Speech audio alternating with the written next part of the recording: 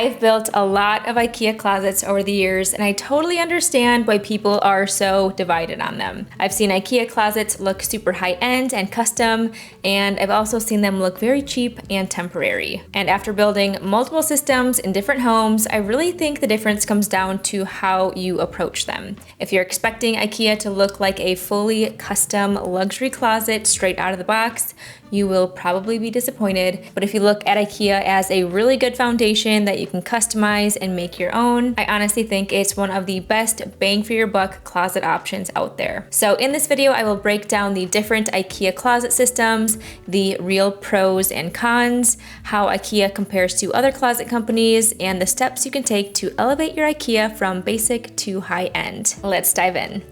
So for anyone unfamiliar with IKEA, here's a quick overview. IKEA is a Swedish furniture company known for affordable modular furniture that you assemble yourself. You walk through the giant showroom, you pick what you want, you assemble it yourself, which is why it is so cheap compared to other custom closet companies. No installation, no labor, no design specialist fees. You're doing the work, so you get the savings. If you already have a feel for what you're looking for, they have a great website with free design tools, so you can design your furniture, your space, and order everything online. Then you can utilize their click and collect program to pick up your order right at the store, or my personal favorite, have items shipped directly to your house. For closets specifically, IKEA has created several different systems.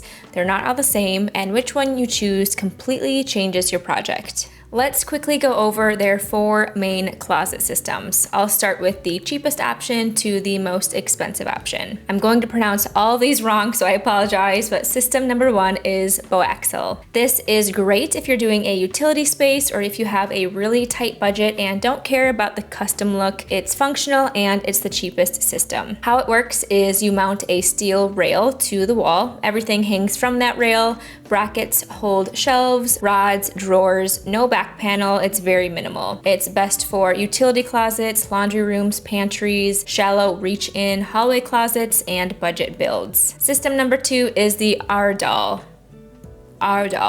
This is good if you want something that just looks a little more finished than the Boaxel and you're working with a tight budget or a small space. It's the clean and simple option. How it works is the rail mounts to the wall, your outer panels hang from that rail, no baseboards need to be removed. This is best for small reach-in closets, kids' bedrooms, and budget-conscious makeovers. System 3 is the Elvarli. This is great for someone who wants a statement piece, who has a beautiful wardrobe and wants to display it, who doesn't have clutter. It looks absolutely stunning in the right space, but it's not practical for most people with kids or a lot of stuff. How it works is it mounts to the wall using brackets or uses ceiling to floor posts that require no back wall. It's very modern, completely open, and has a boutique look. This option is best for open concept closets, studio apartments, fashion displays, room dividers, anyone wanting a minimalistic aesthetic look. And system 4 is the PAX. This is my system of choice, and it's the one that you probably see most often. Yes, it's more expensive, but the interior options and door options are incredible. You can really make it look custom, and if you approach it strategically, you get a closet that looks custom for way less than custom prices. So how it works. PAX are full-size furniture frames, like traditional closet cabinets. You add the doors, customize the interior, integrate lighting. It's a real piece of furniture, not just rails and brackets. You get tons of interior options. The Complement line offers highly specific organizers, pull-out jewelry trays, felt inserts, pant hangers, shoe shelves, and so much more. The PAX is best for walk-in closets, main bedrooms, anyone wanting a flawless, permanent, built-in look. So you might be thinking, how does IKEA compare to other closet systems? The Container Store and Modular Closet companies are the most comparable that I can think of, but they're still significantly more expensive. And for that higher price, you're getting surprisingly limited options. You get limited customization, there are fewer fixed unit sizes, not as flexible as IKEA. There's no back panel. Most of them have no back panel, which means your wall shows, and I think that tends to look a bit unfinished. finished. You have to spend more money and put in more effort to make them look custom or high-end. And the biggest one is the price difference. I recently finished our master closet makeover using IKEA PAX, and the finished cost, including all of the trim work, paint, a custom shoe cabinet, and all the hardware, was just over $3,000. I tried to design the same layout with the Container Store and it cost over $6,000, and a comparable design from Modular Closets cost over $5,900. And that's without any additional finishes or customizations, and not even near the same level of quality that IKEA brings. So with that said, IKEA 100% gives you more options, more flexibility, and more bang for your buck. Here's why I keep coming back to IKEA. Let's talk about all the pros. Pro number one, fraction of the cost. Like I just mentioned, you're getting a really great product with more flexibility at a fraction of the cost of similar closet companies. Pro number two, tons of interior options. Shelves can be basic or elevated to glass. Drawers can be basic or glass fronts. Pull-out trays with organizers, mesh baskets, pull-out shoe shelves. The options are endless. You can really customize the interior based on your budget and how you actually organize your stuff. Pro 3 is a wide variety of door options. They have mirrored glass doors, wood-looking doors, painted, patterned, high gloss, you name it. The door options are endless. And this is where you make it look custom. You choose the doors and then suddenly the whole thing looks elevated. Pro number 4 is the free design specialist. So IKEA offers free design consultation. A specialist can help you design your closet, make sure everything fits, help you configure it, and you're not paying for this. It's free with your purchase. Pro number 5 is flexible assembly options. If you don't want to assemble IKEA yourself, IKEA has partnered with TaskRabbit. You can select this option right at checkout and hire someone to do the assembly and mounting for you. It's convenient, but it is an added cost. Pro number 6, you control the look. Because it's modular, you can elevate it however you want. Take it a step further, you can paint the doors, add custom trim, upgrade the hardware, add wallpaper or paint. You can really make it your own. But here's where the IKEA PAX isn't perfect.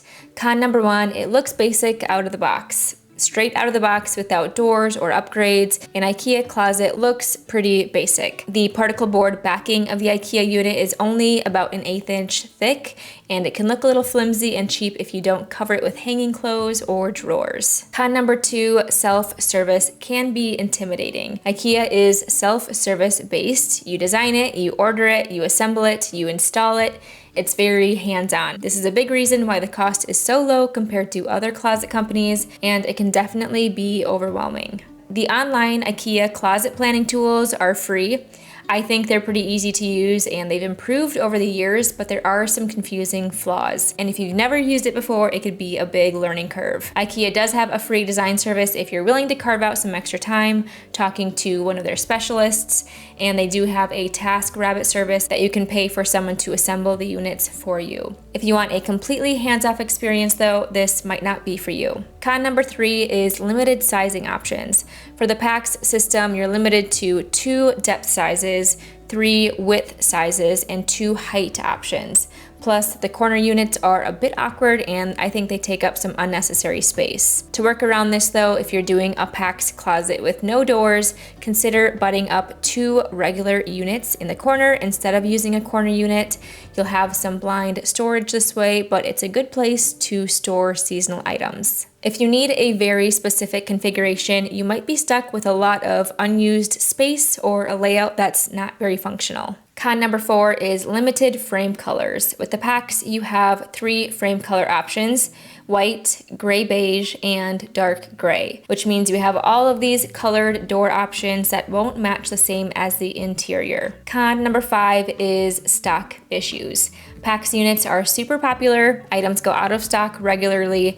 You might have to wait for something to come back in stock, or you have to build around what's available. I've had to order different colored units in the past before, and to work around this, I had to paint the frames one cohesive color. Con number 6, costs add up with the interiors. If you add a lot of drawers, pull-out accessory, glass shelves, lighting, the price really does climb fast. So to keep costs low, use more hanging space and folding shelf space instead. Con number 7, assembly is tricky. IKEA assembly requires lots of patience and precision. You have to follow the instructions to a T. If you miss one step, it can throw off the entire unit. It's doable, but it's not quick. And con number 8, painting IKEA is a SOB. If you want to paint IKEA the right way, it takes tons of prep work and investing in good quality primer and paint. I've painted IKEA a lot in the past, and I've finally cracked the code on how to prevent your paint from chipping.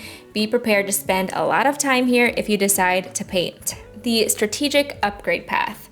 I feel like I have mastered the IKEA closet makeovers at this point, so if you're looking for ways to elevate your IKEA PAX, here's how to make IKEA look expensive without overspending. Start with the basic frame, basic shelves, basic hanging rods, then strategically add the following. The doors. If you have the space and budget for them, this will make the biggest impact. Paint them, choose a statement color, add mirrored glass, whatever makes you happy. Add the hardware. Upgrade from basic handles to better hardware, brushed nickel, gold, modern pulls. This signals expensive, but it doesn't have to be expensive. Add the lighting. Integrated lights or track lighting inside the closet make a massive impact.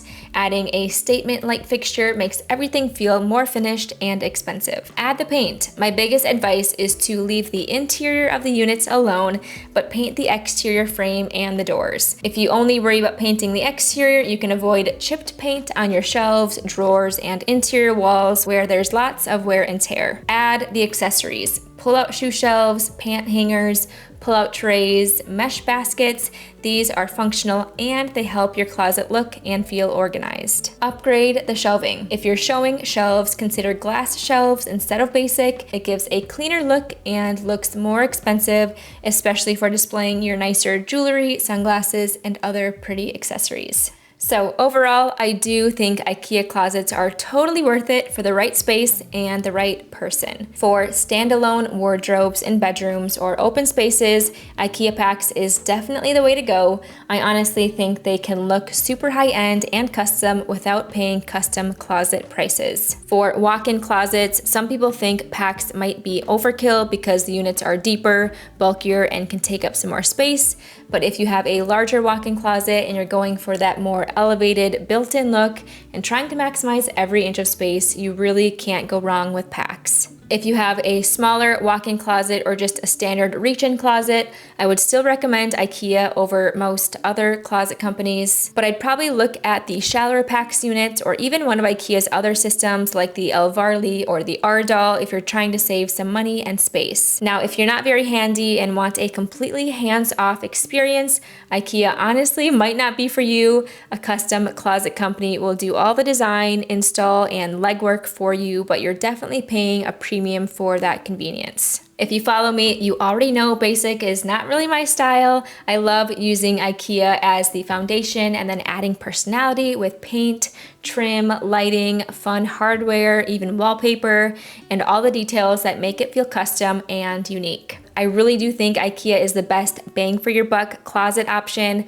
I always recommend people start with the IKEA closet planning tools to get an idea of layout and what you can expect for cost. And if you're willing to learn a few DIY skills and tackle your own dream closet makeover, I have a ton of easy to follow tutorials on my channel to help you out. Thank you guys so much for watching. I'll see you in the next video.